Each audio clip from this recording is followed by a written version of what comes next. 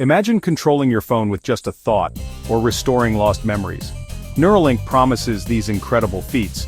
But what's the real story behind the headlines? We're cutting through the hype to reveal the actual capabilities and profound future implications of this brain-computer interface. Neuralink's brain-computer interface uses ultra-thin threads, inserted by a surgical robot with incredible precision. This creates a direct pathway for brain signals to control external devices.